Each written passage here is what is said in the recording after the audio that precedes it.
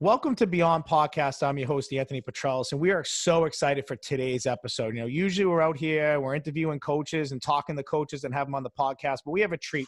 Former Major League Baseball player today, someone who I had the pleasure of talking to on the phone over this weekend, and I just can't wait to have this guest on the podcast. I think they're going to be so much fun and add so much insight to, being a professional athlete. Is the current founder and CEO of Rhode Island Center of Freedom and Prosperity.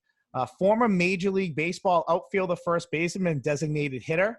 Played for the Montreal Expos from 1982 to 1984, the Minnesota Twins in 1985, and, my hometown Boston Red Sox in 1986. So pretty fun, pretty good time period to play for the Red Sox as well.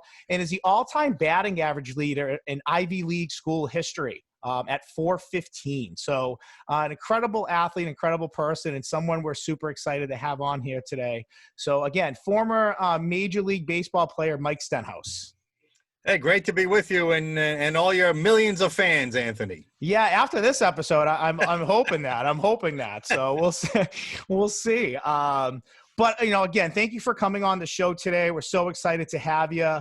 And just how I typically start off with a lot of guests, and I'll just ask you a similar question, is really just your start into baseball. What I found is so unique that you're a son of a Major League Baseball player yourself. Your dad was, what I looked up, was a knuckleball pitcher, correct? Well, he had he wasn't a knuckleball pitcher, but he had a specialty pitch called a knuckle curveball. Gotcha. Okay, perfect. So again, first of its kind, or one of its first of its kind. So talk about, being a son whose dad's a Major League Baseball player, just talk about the love and passion that you have for the game of baseball. Well, and let me first thank you. I don't get a chance to talk baseball too much anymore. I think my kids and my wife have all heard enough of it over the years. So there's nobody to talk baseball to anymore. So this is a thrill for me as well to relive some memories. But I was born in Pueblo, Colorado. My dad was when I was 1 month or a few weeks from being born, my mother had to drive from Texas to Colorado through the Rockies and all that because my dad got reassigned from one Class A league to another league. They wouldn't do that today, of course, with a pregnant wife, but back then they were pretty crude about that stuff. So my mom at 8.5 months pregnant had to drive 3 or 4 days from Texas to Colorado. I was born when my father was away on a road trip. The day after I was born, as a minor leaguer, he pitched a no-hitter in the minor league. So that was the thrill I gave him, I guess. Hey. But listen, I grew up at Major League ballparks. I probably went to my first game at 1 week old, and in the stands. And I remember some of my dad's professional career, very little of it, when he was with the Washington Senators. And, my dad wasn't just a big league player. He was an all-star pitcher his rookie year. And in fact, here's a great trivia question. My dad, Dave Stenhouse, was the first rookie pitcher ever to start a Major League All-Star game. Wow. You would have Mark Fidrich be next, then Fernando Valenzuela, and then a guy named Jack Armstrong with the Reds. And I don't know that anybody else has done that since, but my dad was the first. So I grew up around the game. It was natural to me. My dad was a pitcher, but he knew enough about hitting to turn me into a pretty good hitter. And then the rest I developed on my own. So listen, it wasn't even a second thought that if I had any talent, I would try to pursue a big league career. That's amazing. And what I find so amazing about it too is just I've had a lot of coaches on here that their dads grew up as head coaches, and then they've obviously become head coaches. So it's really cool to see. For all intents and purposes, you're wearing dad's jersey to school, his hat, his gear. You must have been awesome at show and tell time in school. Your dad being the speaker must have been the guy that everybody wanted to get in there. So that's I don't awesome. know that ever happened. He was out of the game by the time I was really in second grade. I finished second grade in Hawaii, where he was triple A for the Washington Senators in 1965. And so we left as soon as the season started in April. Our family packed up, and I finished April, May, and June, and then we spent the summer in school. I finished April, May, and June, and then we spent the summer in Honolulu that year. So but that was about it. I don't know that he ever came in for show and tell. I'm going to ask him about that. It's a good point. That's so funny. Yeah, I would. I bring him in. I bring him in like every momentous thing there was. I bring him in. So obviously you mentioned it, right? That, you knew in life that if you had that talent in baseball, that was what you wanted to pursue. And obviously seeing your father play, that's, so many people just want to be like their father, and you had a great man to look up to. Talk about that decision-making. Like, okay, you're a pretty good player. You're a real good player in high school. Now you got colleges doing everything to possibly get you to come there. I mean, some of the research I did, I know Arizona State was a big school that was reaching out to you, but I know you chose Harvard. I mean, and Harvard's Harvard. If you're from around here, Harvard is the school, so it obviously shows the talent that you have from an athletic standpoint, but also the mind and the intelligence that you have. So maybe for our audience a little bit, talk about being a young high school kid and that decision-making of, you chose Harvard, and I'm sure there were a lot of other places, but what just made you kind of make that decision that Harvard was the right place for you?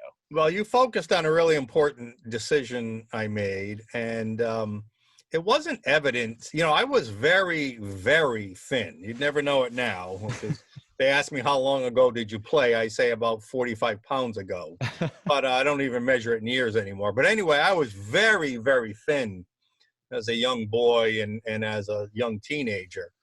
So while I was a good player, I didn't have that super power and pop that the real studs in Little League and whatnot had, even in senior Little League. But my senior year in high school, I hit like 580 or something, and it caught my dad, of course, having played. Now, my dad, you talk about coaches. My dad coached at Rhode Island College for 10 years in the 70s. He coached at Brown University, the head coach for both in the 80s. Good thing he was at Brown while I was at Harvard in the 70s, because we would have just whooped his butt, like we did, Harvard over Brown. But it wasn't really until, and he knew all the scouts in the area, of course, being a former player. They're all former, pretty much colleagues and teammates or people he played against. And of course, they were scouting the Brown or the Rhode Island College kids. So a few scouts inquired if it would be worth drafting me after my high school year. But again, I wasn't like that super impressive, admittedly, at that point. I was good. I was on that track, but I hadn't arrived yet, fully. I would the next year. And so he put the word out, don't draft him. He's got an offer from Harvard. He's going to go there. Unless you're going to draft him in the first round and give him $1 million, which they weren't going to do, don't draft him. So I was a hell of a student because of my parents. I mean, they gave me some good genes and they made me some good study habits. I never expected to go to Harvard, Anthony. I didn't know where I was going to go. I didn't have any favorite. Yes, you're right. I got recruited by Arizona, not Arizona State. Okay. Providence College offered me a full scholarship. South Carolina, where Bobby Richardson was the coach, contacted me. Funny thing is, a lot of schools in the Ivy League recruited me for basketball. I was an all-state basketball player, too, in high school. And Dartmouth recruited me only for basketball. Yale recruited me only for basketball. Brown recruited me for baseball and basketball. And Harvard was the only one that got it right and recruited me for just baseball, because I knew I wasn't going to have a pro basketball career. So that was part of it. And then when I got a call from Satch Sanders, Anthony. Satch Sanders called. He was the basketball coach at Harvard at the time. And now if you saw his piece in the Boston Globe over the weekend, his tribute to Elgin Baylor. If you haven't seen it yet, you should read it. It was a real tribute. That was his contemporary, of course. And he called him maybe the greatest all-around player ever. But Satch was a very intelligent, great guy. He called me up in that deep voice he had. So I understand you're being recruited for baseball and you'd like to try to play basketball. I can't promise everything, but I'll give you a shot to play.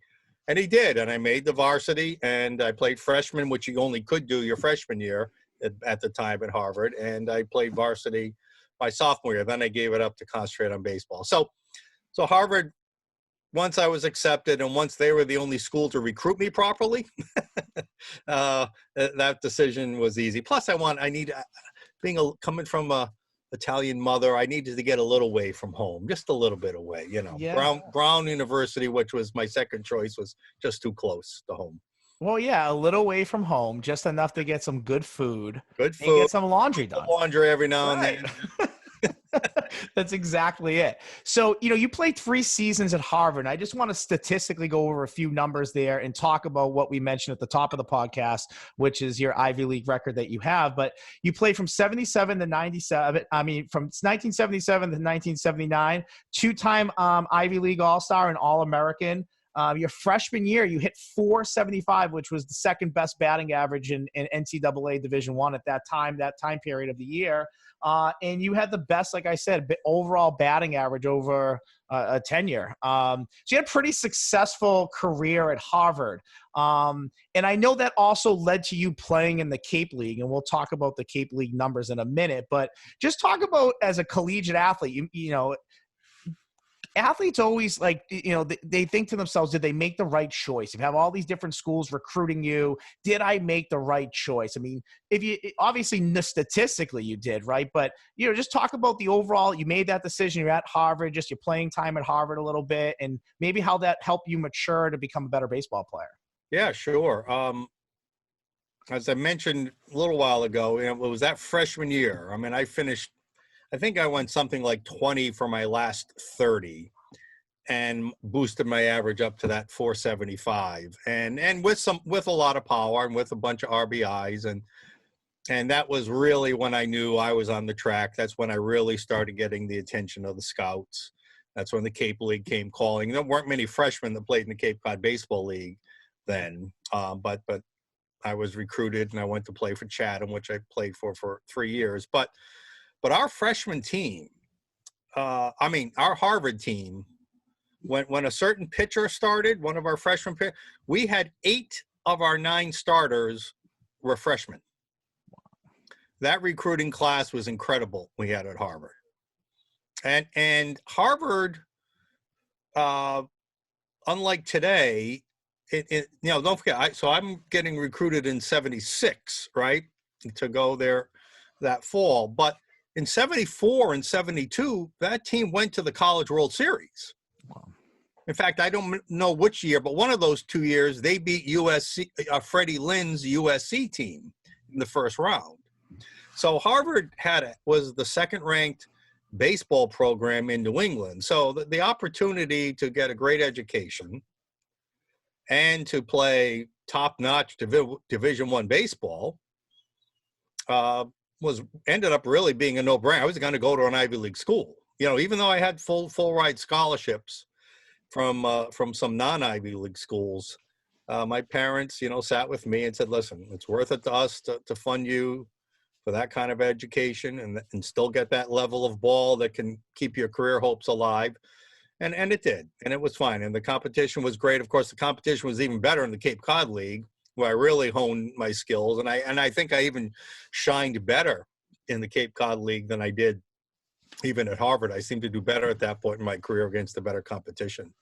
Yeah, and we'll jump into those numbers in the Cape, and that's what I found amazing about your collegiate career. It just seemed like every year you were doing better or doing something different, and your statistics were really popping out. Now, when you get chose for the Cape League, I mean, how does that work? I mean, I've gone down and seen a bunch of Cape baseball games before, and I know it's the best of the most elite college baseball players there are, but how does that process work? Maybe just for the audience out there, did they just reach out to you, call you? Yeah, it's strictly word of mouth and old-fashioned college recruiting. Don't forget, AAU wasn't really even, there was no such thing, I don't think, as AAU baseball back then. If it was, it might have been just for little tots, but not like it is now, where if you don't play AAU ball, you don't get noticed by scouts, you don't get noticed by colleges, you don't get noticed by summer leagues. I mean, you don't get noticed by anybody pretty much if you don't play AAU ball. That was not the way it was when I played. So I'm trying to remember how it happened exactly. I think an assistant coach at that Chatham team knew somebody in the New England, because the head coach was from Uppsala College, Uppsala, however you say it, in New York. But the assistant coach was from New England, and he heard about my freshman year, and he said, and then when they heard about with my dad's pedigree and all that, my pedigree because of my dad, yeah, let's bring him in. Yeah. Yeah. So it's all word of mouth and references and referrals. I wondered about that, because like you said, it is the best of the best when it comes to collegiate baseball, baseball in the United States for all intents and purposes. And it's a cool league. It's a cool thing. I love watching it. The atmosphere is awesome. And you did well there. I mean, just looking at some of your numbers here, you were, first of all, you were inducted into the Hall of Fame. You were inducted into the Cape Cod League Hall of Fame, which I find absolutely amazing in itself. But you also had some tremendous numbers. You batted .426 in 78 before you got injured. You had 6 home runs in 13 games. You were league all-star in 1979. As I said, in 2008, you were inducted into the Cape Cod Baseball League Hall of Fame. And what I found really great was we mentioned earlier about your batting average as well. So then I looked up some premier baseball players over the years that have gone to Ivy League schools, just to give people an idea, the audience, of some of the people that past that play Major League Baseball and currently play Major League Baseball that are Ivy League guys that, you hold this record over, which I think is amazing. Mo Berg, which I love his book. I think that's unbelievable. Lou Gehrig, Mark DeRosa, Bill Allman was the first ever Ivy League player taken #1 overall. Yep. Good friend of mine, Bill Allman. Yep. Yeah. And then Kyle Hendricks that, currently plays in baseball now. So, just a few names out there that are pretty recognizable household names when it comes to the game of baseball. And you hold that distinct record. I think that you should wear that as like a shield of armor. I think that's unbelievable. I didn't even know it till about, I don't know 5 years ago. I went to a reunion event at Harvard with just a regular 35th or whatever the hell reunion it was, and I went to visit the athletic facility, and immediately any athlete that walked in, hey, we got this new encyclopedia or these new 2-volume history of Harvard sports that we're looking for all alumni to buy. So I bought it, and I'm flipping through, and there's baseball, and all of a sudden there's this line in there: Stenhouse, who was the all-time batting average leader in Ivy League history. I'm like, what? I didn't know that. And I went back, I called the guy, I said, is this true? He goes, yeah, it's true. That's unreal. Bro, it's pretty cool. Yeah, so anyway, yeah, I mean, listen, I had as it turned out, my junior year was my worst year. I had my lowest batting average. I had a very strange, for anyone who's played ball, I had a very strange year. My swing, for some reason, I must have had a really big uppercut. I couldn't get, I hit 8 home runs in like 22 games my freshman year. I hit 9 home runs in maybe 30 games my junior year, but I had more RBIs and things, more production. And then my junior year, I only hit 1 home run. And I couldn't get any backspin on the ball. Everything topspin. I was killing the ball, but it would topspin. I think I hit more doubles and triples that year than I hit in any other year, but I just couldn't get any loft. And I think that was the reason. I was still a first-round draft pick late in the first round, but I think if I had had a better year, Anthony, I would have joined Billy Allman as the #1 pick. The Seattle Mariners almost took me #1 anyway, and they decided to go with some high school kid named Choo Chambers. I'll never forget that. Wow. But and he panned out to be nothing, and but it was weird that my junior year is my weakest year. But what a great experience! The Cape League was terrific because you got to play with players from other parts of the country. Yeah, we played with a guy named Bubba McBrain from Louisiana State or Gulf Coast Community College. So all these Southern guys and and those guys from California. I mean, you would play against them before, but you're playing with and living with these guys, and it was really cool to meet these players from different parts of the country.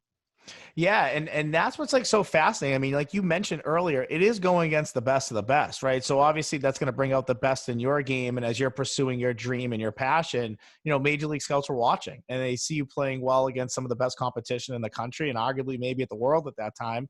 And yeah, it obviously paid dividends in where you were drafted. So, I want to talk about that because when I did my homework a little bit, I noticed that you were drafted back-to-back years, 2 separate times. So I want to talk about the Oakland A's first. So you were drafted in 1978, 26th overall pick. And again, correct me if I'm wrong. I could be wrong on some of the research I did here, but you were offered when you got offered. Now, I think first rounder, I mean, in any sport, period, a first rounder is a first rounder. I mean, that's somebody who has talent and, they're looking to maybe build a team around or a piece to build a team around. And you were offered like $12,000 as like signing a contract. And I don't know if that's a lot of money in baseball then, so I don't mean to sound insulting if I do, No. but I just found it really interesting because in the following year, you signed for like more than triple that amount of money. So it seemed really low to me. And then you ended up deciding to go back into baseball and not take the draft. So I just was wondering if you could talk about that experience a little bit and kind of how it went down. So Charlie Finley, the owner of the Oakland A's, after he had all those world championship seasons in the early and mid 70s with Reggie Jackson and Raleigh Fingers and Catfish Hunter and Vida Blue and all that. In fact, that was my favorite team. I love the Oakland A's at the time. Reggie Jackson became one of maybe my favorite contemporary player. But he, once free agency hit in the late 70s, he said, I'm not going to have any part of that. I'm not paying players that much. We don't draw that many fans here in Oakland, even when we're winning. And I'm going to just start selling off all the players. And he did. So he wasn't in acquisition and building a championship team mode anymore.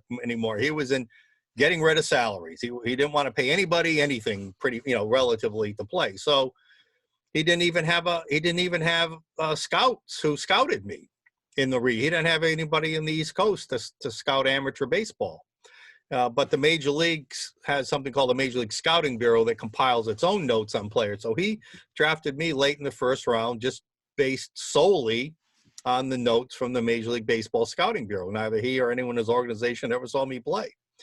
And again, he was in selling mode, not buying mode. So most first round picks then, I mean, it's not like today with millions of dollars. Back then we're getting six figures, maybe late first round picks were getting, a little under six figures, but probably, 70, 80, 90,000. But he offered me, like you said, the 12.5 or something like that. And it wasn't just about the money, but it was the whole attitude that, that it was just a transaction. They didn't really care about me. He made a last ditch effort and said, listen, I can't offer you more money, but I can offer you, I'll call you up to the big league roster at the end of the season. I said, wow, well, what's it all about getting to the big leagues, right? So I said, all right, put it in writing and I'll sign. He goes, well, I can't put it in writing. Yeah. And we said, well, what do you mean? It's the only reason I'm signing. It has to be guaranteed.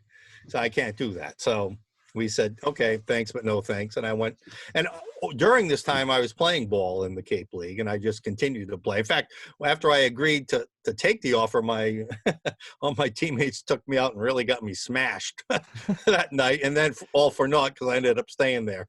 I remember that night. Yeah.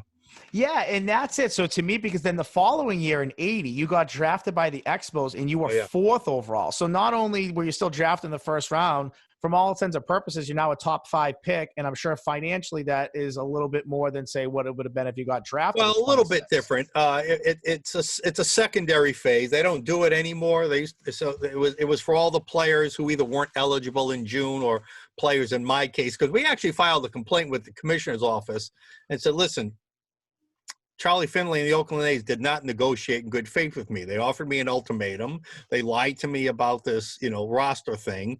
I really wanted to play pro ball. I wanted to get the full year in the next year, spring training and the whole deal.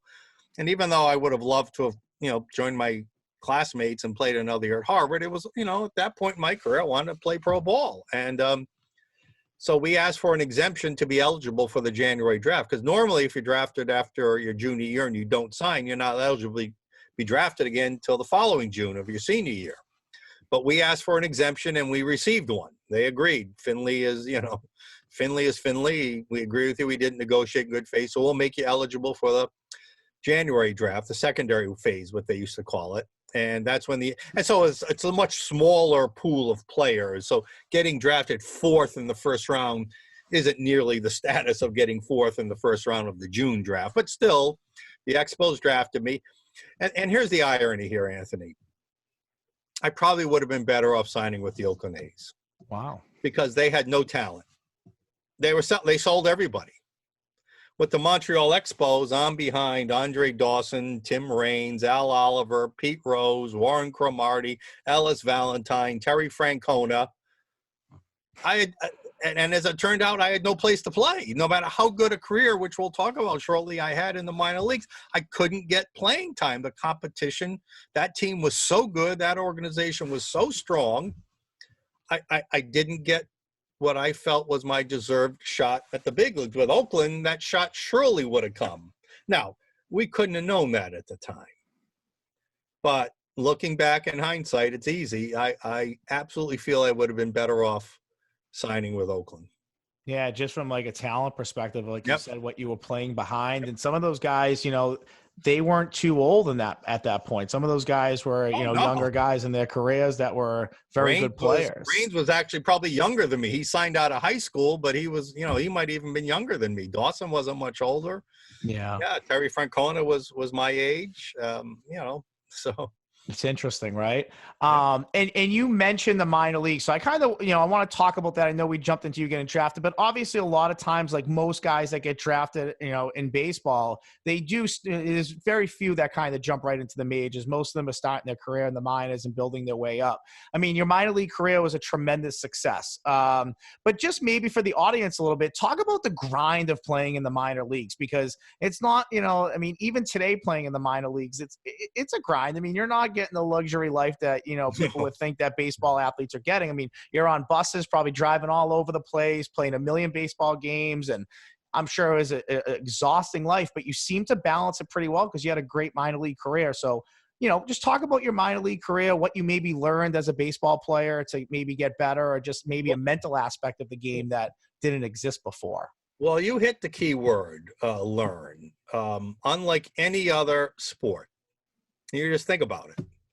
Hockey has one level often of minor leagues to the NHL, but often guys go right from college right to become very good players in the NHL. That almost never happens in baseball, ever.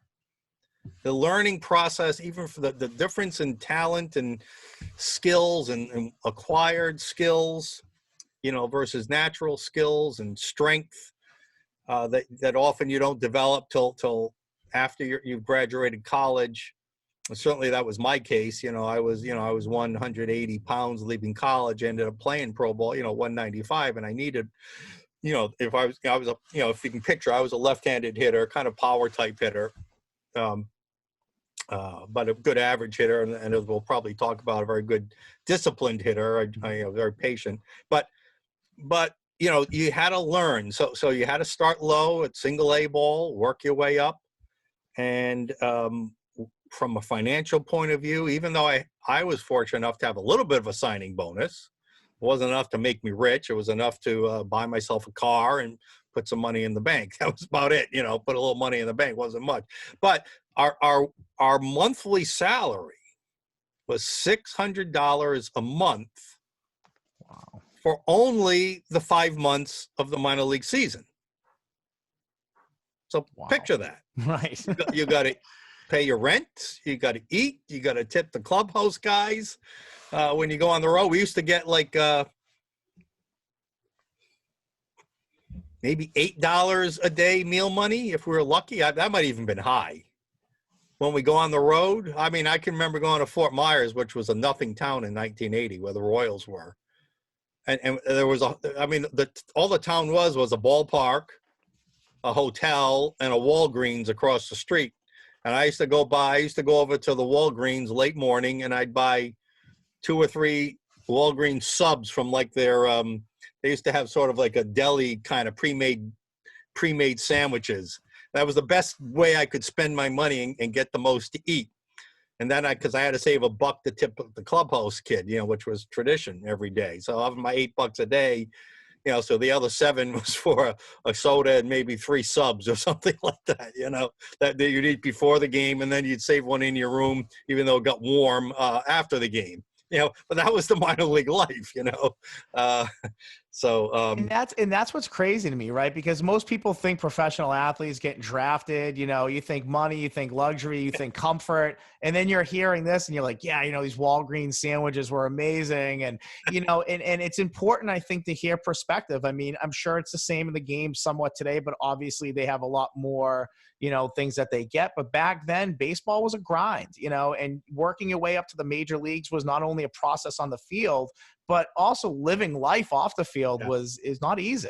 Well, going away to college and playing in the Cape League and meeting those guys from across the nation. And of course, traveling as a youngster with my dad to some extent, kind of wasn't all that new to me. And just the whole baseball, like I mentioned right off the top, just the whole idea of me playing pro ball was not a big thing. It's something I grew up with, right, from day one of my life. But I did see, for others, Anthony, where that lifestyle was destroyed people financially and socially, I'll say. Financially, one thing people don't take in mind, you got to picture a lot of these kids, and I call them kids. And I remember calling home my dad maybe after a month or two in A-ball, almost crying after some of my friends were released. Because that's baseball. It's a tough sport. You don't perform, you're out. Now this one guy that got released, he had signed after high school. He was my age, so he had been 4 years in the minor leagues, still at the A-ball level. Missed out on his college career because he signed after high school. He was married.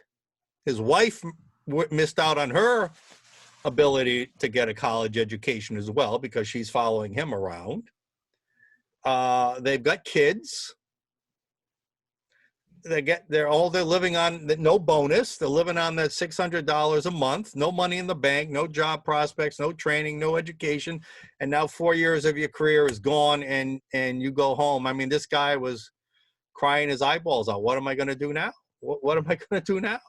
And he had no hope. I don't even know how it turned out for him, but it's cruel.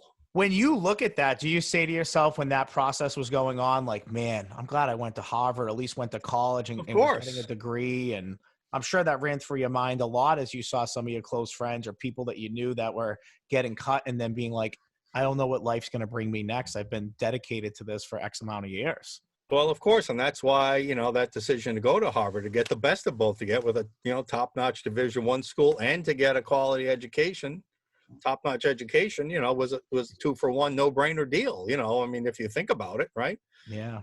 Just to have that backup. But, the funny thing is the Harvard background actually worked against me in pro ball. Not with the players, but a lot of the coaches were old school. Yeah. Not only did they not like college players who were smarter than them, because a lot of these coaches never went to college, but an Ivy League guy, especially a Harvard guy, they just figured I was some kind of spoiled, stuck-up brat who over-relied, like who didn't give a shit about baseball. Excuse my French there. I had one coach say that to me. Listen, I know you went to Harvard. You probably don't care if you're going to have a big league career.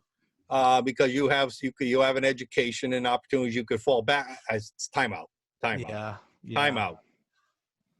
With my dad, with all the work I put in, I want a goddamn big league career as much as anybody else out here on that field. So don't you ever think otherwise. Right. Don't ever. So it worked against me in certain instances. The Harvard education, but. In the end and now, it was obviously the right decision to make. Right. I mean, you look at that and be like, oh, I can't believe that guy said that to me. And now, socially, as I was saying, a lot of guys couldn't handle the freedom. Maybe they had a little money from a signing bonus, and maybe that went right into the bottle of booze. Yeah. Maybe that went into some cocaine. Yeah. Maybe it went into entertaining girls. Yeah. But socially, minor league baseball life, I saw literally destroy people. Yeah. Certainly. And that's the maturity aspect of it, right? I mean, for you mentioned, again, going to Harvard, playing in the Cape League, really kind of always surrounding yourself with people that had similar goals to you and working hard to get there, where maybe some guys have always just been good at it and didn't have that discipline and, have that self-management outside the game a little bit? Yeah, it's maturity, not just socially, for sure, as you just mentioned, Anthony, but also on the field. One thing, again, I want to go back to that word you use, learn. You didn't need to have an education in college to be successful and to develop your skills to the point where you could reach the big leagues, maybe. Yeah. But you needed to know how to learn. And so many guys didn't. There were so many better athletes than me, faster, bigger, stronger, but who never really improved, never the mental discipline, the, remembering lessons, keeping your head, keeping a level head rather than getting, the ups and downs of emotions, all those, like you said, all those disciplines were important, but learning how to learn is vital, because baseball, you can't just go from college or high school to the big leagues. You've got to go through a minimum 2 years, probably 3 or 4 year process to learn those acquired skills before you can be big league ready.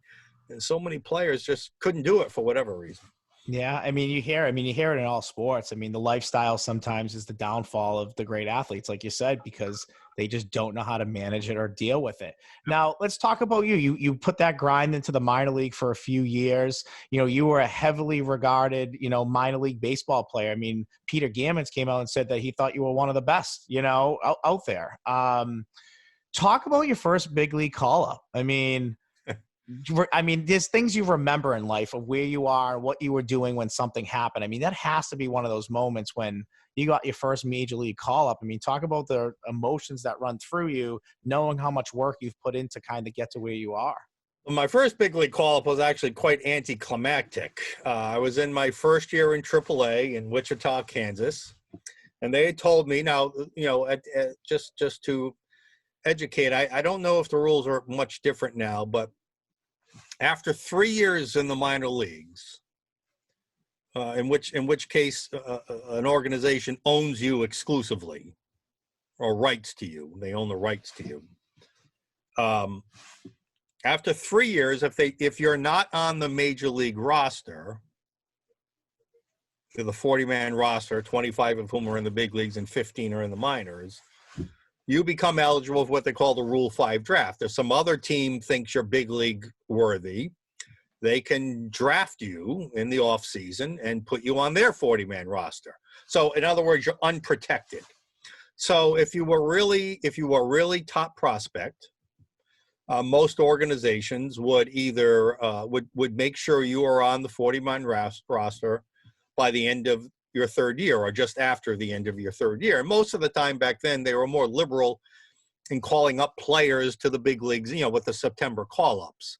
Back then, they used to call up 8 or 10, 12 guys. Now they're calling up far fewer, and we can get into that why. But anyway, they said, listen, if you have a good year in AAA, we expect to call you up and put you on the 40-man roster. So I hit like 280, 280 something. I had 25 home runs. I think I had 90 RBIs or something. I thought 25, AAA, Yeah. that's pretty good numbers. Yeah. And they didn't call me up. And I was mad. I can't imagine. If I had those numbers, it wouldn't be a matter of if I'm going to get called up. It's when I'm going to get called up. Well, I knew I wasn't going to get called up before the roster was expanded on September 1st, which is pretty much right after the minor league season ended. Yeah. So it wasn't a question of when, it was just a question, on that date, I was, but they called up a few other guys from the team, but not me. And I was really upset. And I called them and I let them know I was upset. I just had to get it off my chest. I reminded them what they told me in spring, leaving spring training.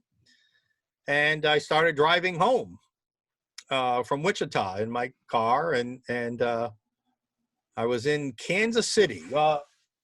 Yes, I was in Kansas City the next night.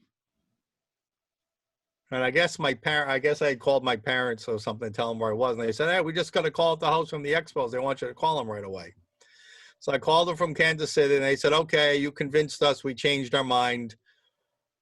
Get on a flight and come to Montreal. So I left my car in Kansas City. I mean, yeah, my friend had one of my best buddies had to fly out and pick it up or something like that and drive it home. But I flew up to Kansas City. I mean, I flew up to Montreal and basically sat there, so it's kind of anticlimactic because it was like, if it had happened right away, it would have been more exciting. I sat there for a whole month from early September to early October, never got in the game, never got in at bat. And then on the very last day of that season, I pinched hit in the 7th inning. I know I hadn't had an at bat in over a month. It was against Don Robinson, who was a pretty good pitcher for the Pittsburgh Pirates at the time in Three Rivers Stadium. And I fouled one pitch off and then I struck out. But I was quite rusty and quite nervous. Yeah, of course. But I remember. But the manager made up some baloney line. He said, I didn't play you for 33 days because I wanted your first game in the big leagues to be the same day as Willie Stargell's of the Pirates' last day in the big leagues. And I'm like, what? Probably just came across that fact like 2 days before that. Oh, that was, so that was a whole anticlimactic experience, that whole first call up and month. So I really don't even consider it, even though it was my official first call up and first at bat. Yeah. It was the next year that really kicked that in. Well, just out of curiosity, what was their reasoning for not bringing you up with those statistics? Batting 280s, 25 home runs. Wow. Okay. While they were planning to put me on the roster after the season, that extra 30 days of big league service I ended up getting, but they were hoping to avoid me getting, would have made me eligible for arbitration. See, they were assuming I was going to have a successful big league career. Yeah. And after 3 full years in the big leagues, you're eligible for arbitration. Or you're in your third year or something like that. But that 30 days would have made me eligible 1 year sooner. And they just didn't want that. Yeah. And they were, again, the Expos were a cheap organization. For a lot of reasons, they didn't draw the fans that a lot of American teams did. And the devaluation of the dollar, the Canadian dollar wasn't as strong as the American dollar. So for a lot of reasons, they had to be a little more frugal. But it was money in arbitration. And then they decided, hey, we better not piss off one of our better prospects and let's get him on up here. Well, that's what's crazy. Because, I mean, I've gone to a few Expos games when the Sox had series down there, and you could pick where you wanted to sit. I paid $7 for my seat, and I probably sat third base side, 8th row, and I'm like, you can't get this anywhere. I mean, this is better than anything. Well, I got to tell you, and later in 83 and 84, when I was there, the Expos were vying for first place.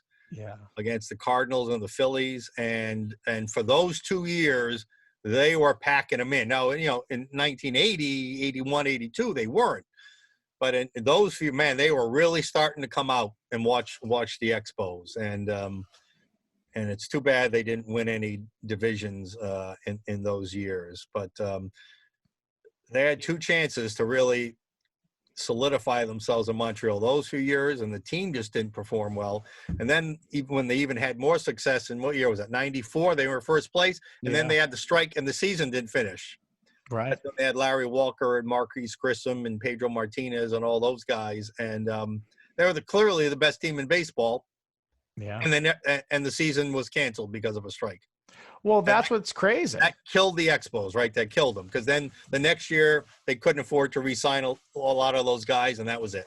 And I feel like at a point, too, even in the 90s, it became Major League Baseball's farm system for all intents and purposes. Yeah, guys like Vlad Guerrero and Jose Vigio and Fernando Tatis and Yugurtha Bean. I mean, and I'm probably missing Orlando Cabrera. Galarraga. Right. Like, there's so many guys, and you just knew. I mean, you knew that it was those guys were gone after a certain amount of years. Randy Johnson. Right. I mean, as I said, I probably left so many off the list, right? But, I mean, years of pumping out, big-time baseball players, Hall of Fame baseball players. Guys that had major careers. So, it was a fun experience. I probably spent about – Speaking of Hall of Fame, I got to play with, Tim Raines, Andre Dawson, Gary Carter, God rest his soul, and Pete Rose, who should be in the Hall of Fame. Pete was a good friend of mine. Agreed. Played cards with him all the time. Played knock gin with him endlessly. For money, of course. He always had a bet. So I want to talk about your major league career a little bit more, and I'm just going to kind of jump through a few phases of it. So there were some things I pulled out of it that I found really interesting, and you alluded to it earlier in the podcast. So this would be a nice connecting. So you were with the Expos, and then you were traded to the Twins, and then you signed with the 86 with the Sox, which I see you got the gear on, and I have a few questions about the 86 Sox that we'll get into later. But here's statistically something that I pulled out. So your major league career, I have, and I could be a little off number-wise here for plate appearances, but I have 493 plate appearances. Here's what I found unbelievable. In those plate appearances, you walked more in your career than you did strike out. 2019, I just happened to look up how many people struck out in baseball, how many strikeouts there were in baseball. 42,823 strikeouts. I mean, that's insane. And the amount has gone up over the last 12 years, significantly. Yep. So playing it, hearing you mention earlier that, at one point when you were, I think, a junior in the Cape, you were kind of hitting, or junior year, you weren't hitting home runs, but you were hitting for average in contact. So I have 71 walks, 66 strikeouts, 1 hit by pitch, 5 intentional walks. I mean, talk about, I guess, for young listeners out there, how you mentally went to the plate as a Major League Baseball player, or just in general as a baseball player through your stints, of how you looked at dominating a pitch count or dominating, what the first pitch looked like for you. Did you swing? Did you not swing? I mean, how did you mentally kind of approach being a batter at the plate? Wow, that's a lot to talk about there. Sorry. That's all right. First of all, I was a disciple of Ted Williams, who always preached get a good pitch to hit, especially early in the count. Yeah. Don't just swing at a pitch because it's a strike. If it's not your pitch, let it go. So I was I loved first pitch fastballs if it was in my zone. I was a very disciplined hitter. I took a lot of pitches, but I didn't go up there thinking I was going to take. I went up there very disciplined. If the ball is in my zone, I'm going to crush the damn thing. But if it's not in my zone, I'm going to wait till the next one. And I might even wait again, right, to do that. Of course, until I got 2 strikes. So I was very, very disciplined. I had a very good sense of the strike zone too. I knew it was a ball. I knew it was a strike. I could take a close pitch even with 2 strikes because I knew it was a ball if the umpire was being fair about it, which they weren't always. But sometimes it got me in trouble. I mean, my best manager I ever had was Felipe Alou, the great Alou brothers. Oh, yeah. And Felipe was my AAA coach. He was also my manager for the 2 years I played in the Dominican Republic, which was another great experience playing ball there with those great players. And he thought I was too disciplined. And if it's okay, I'll tell you 2 stories on that. Yeah, absolutely. With Felipe. I'll make them short. The first one, he came up to me. He noticed early in my first year at AAA, he managed me both years I was at Wichita in AAA. He noticed that, all of a sudden I wasn't getting guys home with less than third and 2 outs. He goes, "What are you thinking up there when you come up?" I said, I'm just trying to hit a fly ball, to the outfield and get him home." He goes, he said, "Even when the infield is in?" I go, "Yeah, I'm just trying to." He said, "You're too good a hitter for that." He said, "I want you, if that infield is in, I want you to hit the ball down their effing throats. Forget the lazy fly ball. Hit it, be aggressive, stay aggressive, and hit it. If they dare come in, you hit it down their throats." Like, wow. And I did, I was getting guys home. And then he would, the old hit and run play. It's almost unheard of to do a hit and run with runners on first and second. Because it's easy. If you miss or it's a bad pitch, you easily throw the guy out at third. But he did it a few times with me because he just wanted me to swing. And I can remember one time he put the hit and run on first and second. I had to step back and look again. I go, "What?" And he gave the sign again. All right. So the pitch was probably a pitch low in a way I wouldn't have normally swung at. But I had to swing at it. And wouldn't you know, I hit a double to left center and 2 runs scored, and I'm going, God, this guy's smart. This Yeah. guy knows how to get the most out of me. So, so that was my approach, though. I was very disciplined, maybe at times over-disciplined, but I do think what you mentioned, the walk-to-strikeout ratio, is really the best way outside of the other raw numbers to judge a hitter. Like I was looking at Michael Chavis this spring for the Red Sox. Mm-hmm. I think he's among the league leaders in average at 285, but he's walked twice and struck out 17 times, 2 walks in 51 at-bats. That's not a guy who's going to have consistent success. It's just you're just too volatile. Now, listen, I know the game has changed. Everyone's trying to get home runs for the big money. So you accept more strikeouts, but, to be a little more free and bigger swinger. But still, that kind of ratio, I don't know if you see any regular player in the big leagues anymore who has more walks and strikeouts. Even the little slap hitters, even the little leadoff guys are striking out incredible amounts. I haven't looked at the statistics, but I'm going to guarantee you there isn't a handful all of baseball. I mean, that's like, in all intents and purposes, your leadoff batter is supposed to be the guy who puts the bat on the ball more than anybody, in the field of play. Yeah. And what really stood out to me was even your last year with the Sox, you had an on base percentage of 424. And looking at your average and everything, I mean, you put the ball in play 84% of the time in your career. So you didn't strike out a lot. You walked a decent amount, but you were a pretty good hitter and you put the ball into play. I mean, like you said, those strikeout numbers, they're astronomical. I mean, 18 strikeouts to 2 walks. I mean, that ratio doesn't exist in your world, right? But you seeing this and looking at these statistics, I mean, you were a tough out for all intents and purposes in the game of baseball. I mean, guys weren't mowing you down. I struck out more in the big leagues because, listen, I'm going to put some, I can talk to managers and teams that didn't afford me the opportunity to play regularly that I thought I deserved. But I can say, before I get back to your question, that that I didn't handle playing part-time very well. I was I don't know if you can tell from my interview, but I was a fairly hyper guy. A lot of guys took speed, what they call greenies, because they needed an upper. I needed Valium. I was naturally hyped. So I it's like hitting a golf ball. If you try to overswing on a golf ball, you're dead, right? Well, the same thing in baseball. If you try to overswing and get outside of your normal rhythm in baseball, you're dead. And I did. I tried to hit 6-run home runs all the time, when I went up there, because I knew I had to do something good if I wanted to be in a lineup again the next day. So I didn't handle that well. And I struck out more in the big leagues than I did in the minor leagues. So I was always disappointed about that. But having said that, I see what was my original point on that.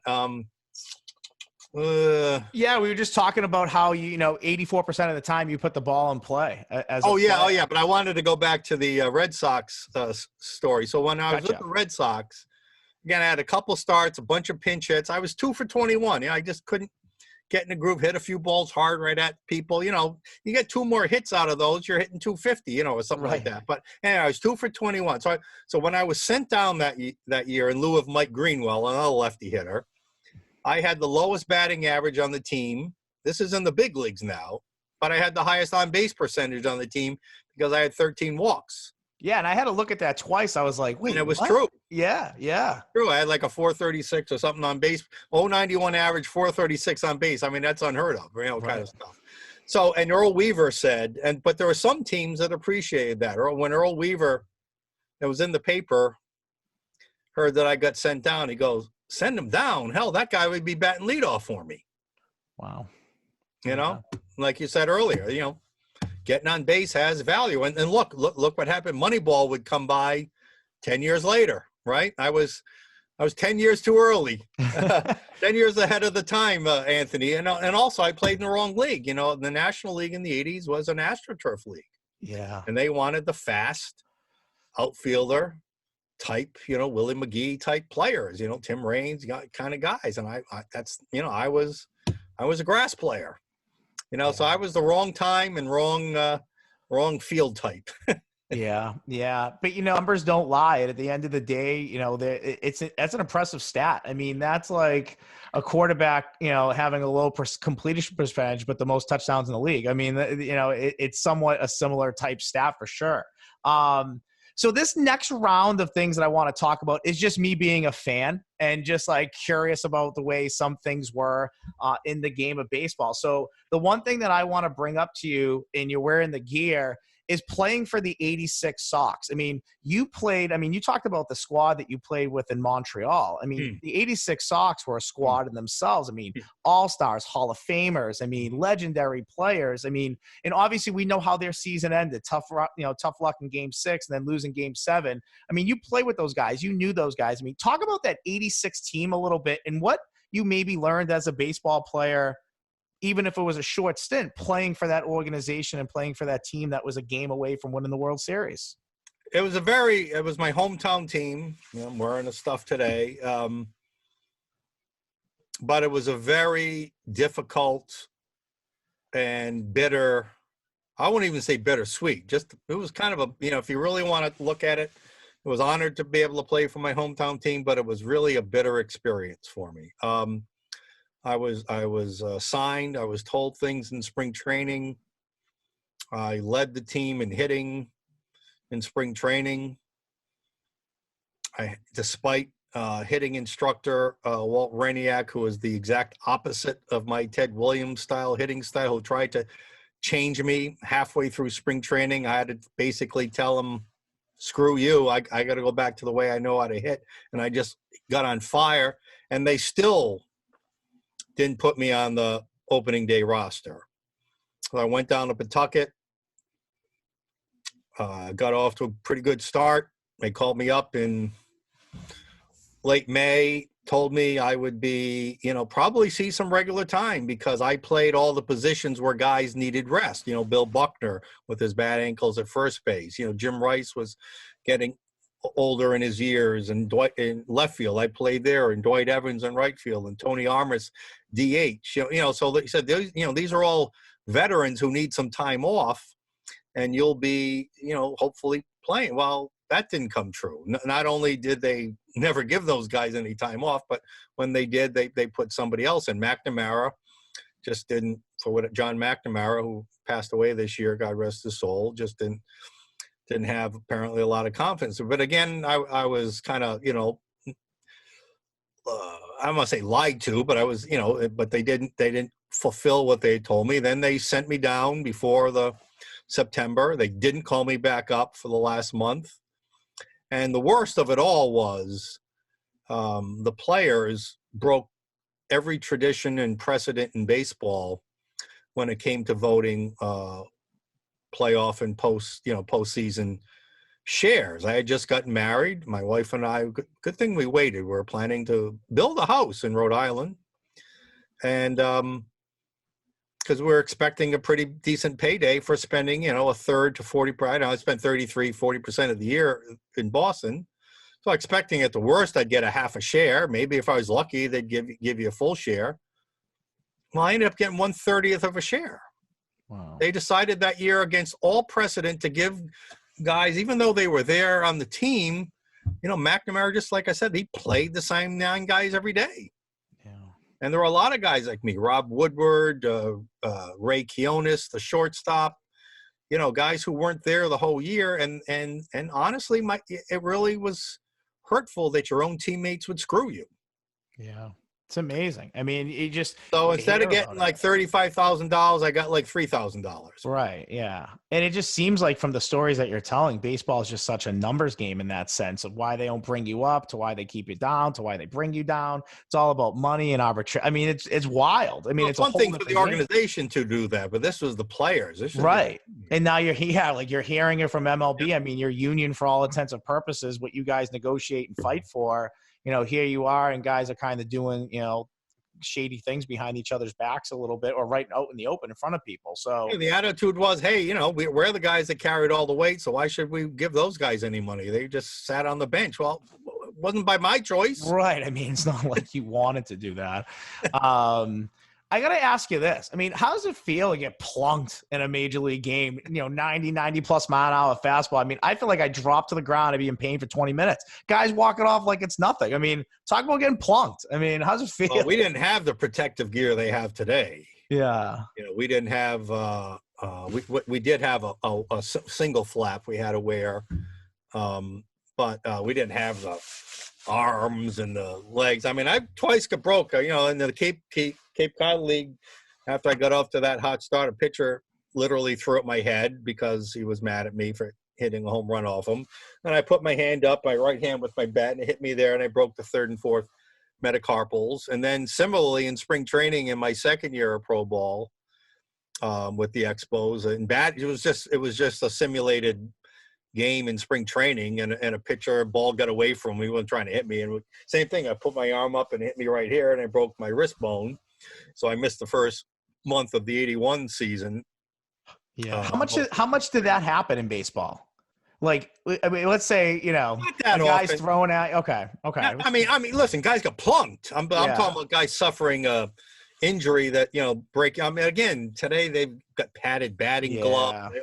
We didn't have any of that stuff back then. So, but I've been hitting the head. I've been hitting the back and the butt and the leg. I mean, today guys get all upset and they want to start fights and riots over it all. I mean, we just accepted it as part of the game back then. I mean, that's what it was, right? I mean, back then, for all intents and purposes, if a guy threw at you, it was for a reason, and you weren't necessarily charging them out and retaliating. You were kind of taking it, knowing that one of your teammates is probably going to get you back an inning or two from now, Well, listen, Anthony, in today's culture, everything offends everybody. Yeah. So I guess getting thrown at should be no exception. But back then, it was a different culture. It was a different time, and whatever, move on. Yeah. And so just kind of talking about, and I just have, you mentioned it earlier, Lou, this is a coaching, typically I have a lot of coaches on from the high school, college, and professional level. And you mentioned some of your coaches in the past. I mean, talk about a Major League Baseball coach, the type of demeanor they had back then. I mean, obviously they're pretty knowledgeable in the game, and you've had a lot of different coaches in a lot of different leagues and a lot of different schools. And, what's the mentality of a baseball coach in general, the ones that you've come across as far as coaching and building a squad and a roster and so on and so forth? Well, I would say that I had probably three of the worst major league managers in the history of the game. With the Expos, Bill Verdon was just who was really the guy that was there during my formative time. Was really just never, didn't communicate at all, didn't smile at all, just had to play the tough guy role all the time, and especially to us rookies, or younger guys. So I had to play the hard ass to us, and then the Twins, I would have had a great manager, the guy that traded for me, Billy Gardner, Connecticut guy. And then he got fired a month into the season, and the guy that came after him, Ray Miller, was just one of the biggest assholes that we ever met in our life. And and then John McNamara, with the Red Sox was just a guy sitting on the bench who did nothing but fill out a lineup card. He put the same nine guys in there every day and rotated the pitchers, and that was about it. He didn't, again, no communication with younger guys like me. I mean, it's very different. You look at a guy like Terry Francona. Terry Francona was my roommate, with the Expos in Double-A in 1981 in Memphis, Tennessee, and was a dear friend of mine, and he was clearly a player's manager, communicated, and look, he won the first world championship for the Red Sox in 100 years. Yeah. So, it's those guys were the end of that era of old school disciplinarian, non-players managers. Pretty much today you've got to be a player's manager. So it was, again, really different when I played, I think, compared to what you see today. Yeah, and that's it. I feel like, and this is not knock on coaches that coached 20, 30, 40 years ago, but just the game of coaching today, it's a lot of it's compassion. I mean, you have to be a pretty compassionate, understanding person nowadays because, major league managers, like you mentioned, in different sports, whether it's baseball or other sports, like they got farm guys they're looking at, they got scouts all over the world, scouting guys. I mean, you got to know your roster in and out and understand the ins and outs. And now more than ever, it's a business. People, your players are more concerned about the financial side and the commercials of things and advertising themselves. And Phil Jackson, he's one of the greatest basketball coaches of all time, but I argue that he's also one of the greatest manager of egos ever with the egos. Well, see, but what you just said is true. He probably managed the egos by communicating with the players. Right. You're not just not saying anything. Now, compassionate, I don't know if I'd agree with that term, but communicative, compassionate in the sense you have to understand what your players are going through. And sometimes you have to give them hard love. Sometimes you got to tell them things they don't want to hear necessarily, but it's for their own good. But at least you tell them and then you explain it to them. Okay, so this is the deal and this is why, rather than just sit there and say nothing. Right. Which is what most of these managers did. They said nothing to you. You had no idea what they thought of you. You had no idea if they understood anything about us. So again, compassionate means maybe giving into a player. A player's manager today doesn't mean you're giving into them because you can't give in to anybody. You can only play 9 guys at a time. Right. But it means communicating with everybody. So at least as adults, we understand where we're coming from each other, right? The unknown is a lot worse than the known. Trust me. Yeah. And obviously, like I mentioned to you before, this is typically a coaching show. We do, we have a lot of coaches on here, but let me just ask you this. What would be your advice to young players out there, young baseball players that have pretty good high school career, that might be getting some college looks? I mean, what would be your advice to someone who's gone through this process like you have, that you would give a player or a kid today as they're about to take that step into it? Play 2 sports, at least. I love it. Don't focus everything on your preferred sport. You need to be overall athletic skills are far more important than developed sport specific skills. And you can only develop so much before you burn out. We mentioned AAU a little earlier, and I think this AAU stuff is not good for a lot of players. The year-round training, the year-round competition. There is no question in my mind of being a 2-sport athlete and playing basketball helped my big league career, both in terms of being in better shape, having other dexterity skills develop that somehow translate into baseball and other sports. And the 1 year I didn't play basketball, my junior year in college, when I left basketball, I ended up having my worst baseball season of my career. So, it might have just been coincidence. It might not, but play 2 sports, and that just goes to a larger issue of be well-rounded and versatile as a person. Make sure you study. Make sure you put family and God first. Yeah. And country. I'm a patriot. Work your butt off in your sport, but work your butt off in everything you do. And you got to stay away from the temptations. There's sacrifices. They're not really sacrifices. I mean, I sacrificed drinking or girls to have. I mean, you don't have to sacrifice anything. I mean, it's not a sacrifice not to go out and get drunk every night. That's just smart, right? Yeah, to pursue your dream, right? Yeah, that's not a sacrifice. Right. Absolutely. So don't think of it that way. Focus your energy on what's important to you and what's important to your family. And again, from an athletic point of view, play multiple sports. I know that's not the thing. I know AAU and all those other pressures are telling you not to, and I don't even know if it's possible, Anthony. You would know better than me. I don't even know if in today's culture it's possible to be an elite athlete and not be in one of these year-round single sport disciplines. Let me ask you. I'm seeing it starting to happen. I'm seeing it start to happen more. As a football coach, I always encourage my players, and I feel like that's the one sport, at least in this area, that outside of maybe 7-on-7s in the spring or in the summer, there's really not much else that's offered. But I have had so many kids, I tell you that, I'm not going to play because I'm going to focus on being a hockey player. I'm going to focus on my basketball game. And then you see a few years down the road, maybe their high school career didn't turn out the way that they were hoping to by focusing on that one sport. And then the college offers or the college game that they thought they were going to be playing, maybe as sophomores in high school, doesn't come true. I'm with you on that. To me, like, but is it even feasible for a young kid to be allowed to play two sports by some dictatorial AAU coach or high school coach or something like that? Is it even feasible today? I think it's happening more. I haven't personally experienced it. I'll say that. I haven't personally experienced a kid not playing anymore because, he's paying this coach in the AU league all this money and they're telling him how wonderful they are and play for us and we can help you. I've never faced that, but I've heard it a lot. I hear it a lot in the high school world. So you're right. There is an aspect of, you might have a kid who's a really good basketball player, but he's a heck of a wide receiver too. And you lose him as a wide receiver because basketball is a year-round sport and there's a million different leagues out there for it. And, you don't have the opportunity to have that same thing in football. So a lot of kids end up choosing that other sport, but it happens.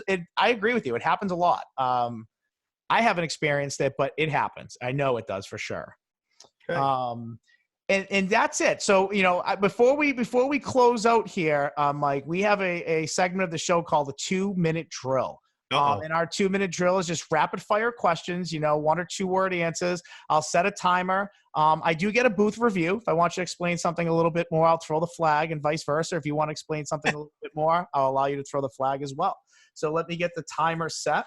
And here we go. Who's the best Major League Baseball player you ever played with? Kirby Puckett.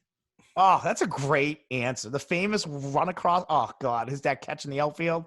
Oh, he did it all the time. I love that's a great answer. What would you say was your favorite ballpark to play at in the major leagues? Wrigley Field. Awesome. Who was the best batter that you ever? Well, not only is it a cool place, but it's where my dad became that first rookie pitcher to start a Major League All-Star game. That's where. Oh, wow. So really? for that reason, too. Yeah. Okay. That's awesome. So I throw the flag. All right. Hey, listen, that's great. That's great. Let me start the timer back up. Who is the best defensive player you've ever played with? Or just in general, maybe played against. I'll open it wide open. Against Ozzie Smith, the Wizard at shortstop, of course, and I would say Andre Dawson. Awesome. Where was your first Major League home run? In Montreal, off of Andy Hawkins and the San Diego Padres.